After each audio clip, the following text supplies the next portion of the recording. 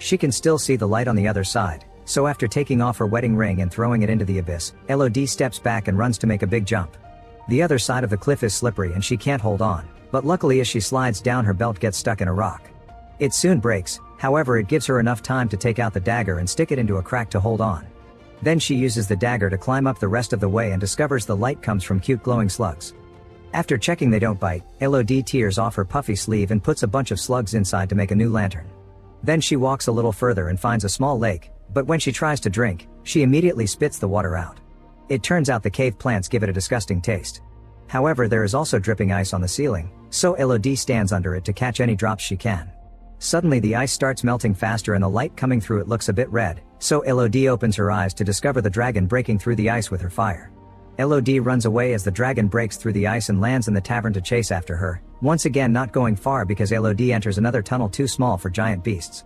In this small tavern, Elodie finds a message on the wall that says safe here, she cannot reach and is signed by the letter V. As she looks around, Elodie finds the dresses of many girls and on another wall, their names added through the years, including the V that belonged to a girl named Victoria. Elodie takes a moment to grieve for them before removing the bandage off her leg, which isn't looking any better. Afterward Elodie tries to sleep while hugging the lantern.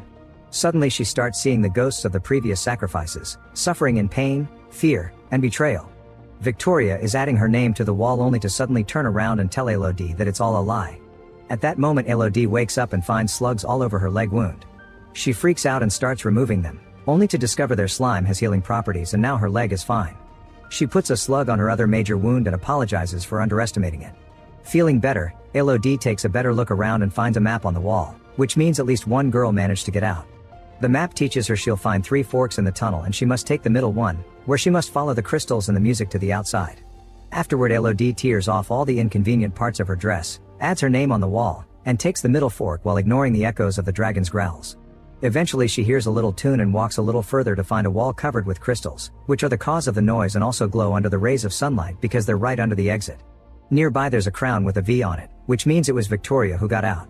Since the crystals are pointy, Elodie tears off more of her dress to cover her hands and feet, then with the help of the crown she starts climbing up. Unaware that the dragon is watching, Elodie makes an effort to go up and a crystal breaks under her hands causing her to fall, but she uses the crown to hold on at the last second. Then Elodie hears the dragon nearby, so she hurries up and finally reaches the exit, only to discover she's on the edge of a hole very high in the side of the mountain. Devastated, Elodie falls to her knees and cries.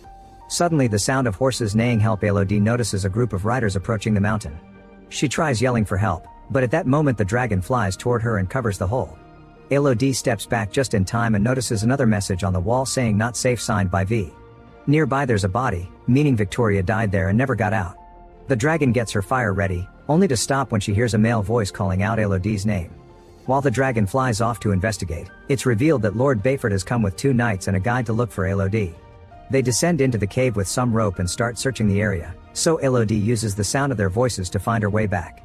When she takes a new tunnel, she's shocked to find a nest with 3 dead baby dragons and remembers Victoria's words, which makes her realize Isabel had been lying. The dragon hadn't been the last of her kind and she hadn't struck first. A flashback reveals that the king had entered the tavern precisely to kill all the babies, so the dragon's attack had been an act of revenge. She killed all the knights as seen in the beginning, but when it was the king's turn, the dragon told him death would be too easy and he should suffer the same way she did. Since then the royal family has been feeding the dragon 3 women with their blood mixed to make them pass as royal daughters. Afterward Elodie finds her father and his men, but she doesn't show herself yet for safety. The dragon shows up and grabs a knight, taking him for a flight before dropping him from a great height. The knight bounces on the rocks and crashes to the ground, instantly dying. While the guide rides to hide, the dragon grabs the second knight and crushes him under her paw before interrogating Bayford. He explains he's here to save his daughter and tries to attack with his sword, but the dragon grabs him with her tail and disarms him before dropping him. While Elodie sneaks around waiting for the right time, the dragon tells Bayford to call for his daughter. Bayford decides to offer a heartful speech about how sorry he is and admitting he made a horrible mistake, then he yells to order Elodie not to come out, causing the dragon to push him down and stab him right in the heart with her claw. Elodie can't help making a noise as she cries and the dragon starts searching for her, but luckily at that moment the guard also makes a noise and the dragon goes after him, thinking it's Elodie. With the dragon gone, Elodie says goodbye to her father and kisses his forehead before he dies. Then she uses the rope left by him to start climbing out of the tavern. Meanwhile the dragon finds the guide and crushes him to death before coming after Elodie, who manages to climb fast enough to avoid the flames that now cover the entrance. Elodie immediately gets on her father's horse but only rides for a few moments before jumping off to hide under some rocks. Since the horse keeps going, the dragon is tricked and continues to follow it to burn it to death. Then the dragon breathes fire on the clouds, causing a horrible storm as a sign the deal has been broken. In the castle, Isabelle notices this and immediately sends her knights to kidnap Floria. Lady Bayford tries to stop them, only to get stabbed in the process. Moments later, when the fire is over, Elodie comes out of hiding and bumps into Lady Bayford, who came all the way here on a horse while still bleeding. When Elodie hears what happened, she promises to save her sister and takes the horse back to the mountain. Meanwhile, Floria is taken to the bridge, however Henry refuses to do the ritual with a child. Isabelle ignores him and uses her own blood instead, cutting Floria's hand to do the mixing before throwing her into the chasm. By the time Elodie arrives at the bridge, everyone is gone and an unconscious Floria has been caught by the dragon, who doesn't kill her yet because she wants to bait Elodie into coming for her sister. A desperate Elodie descends back into the tavern with the rope and uses her previous experience to follow the same path much faster. After double-checking the map to find the dragon's lair, Elodie arms herself with her father's sword and prepares a trap for the dragon. This trap consists of some armor and rope, which is burning under a small flame. Elodie walks away, and when the rope finishes burning, the armor falls, causing the dragon to fly out of her lair to look for the source of the noise. This allows Elodie to sneak into the lair and wake up Floria, who walks slowly because she's got a wounded leg. At that moment, the dragon discovers the trap and comes back to the lair, so Floria hides while Elodie waits with her sword out. She tries to explain that they've all been tricked by the queen, but the dragon doesn't believe her and tries to breathe fire. Elodie stabs her mouth with the sword to redirect the attack but still falls off the edge of the lair, receiving some burns on her arms and shoulder in the process.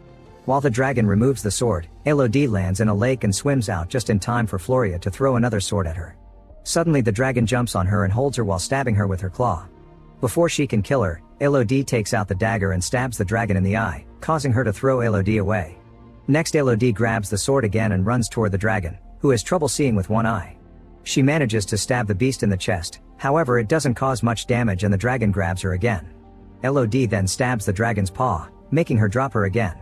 As the dragon comes closer, Elodie notices the dust bouncing against a curved stalagmite, giving her an idea.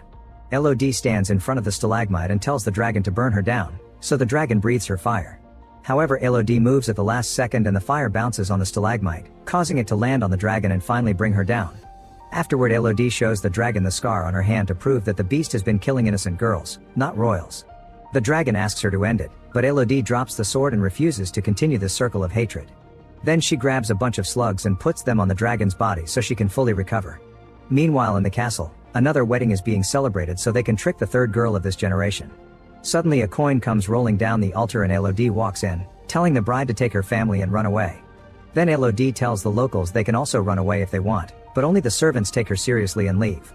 At that moment the dragon shows up and breathes fire on everyone present, killing Isabelle and every person in the royal line to finally end it.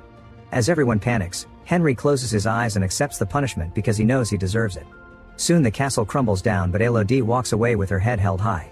A few days later, Elodie, Floria, and a recovered Lady Bayford get ready to leave in a ship full of gold and supplies for their people.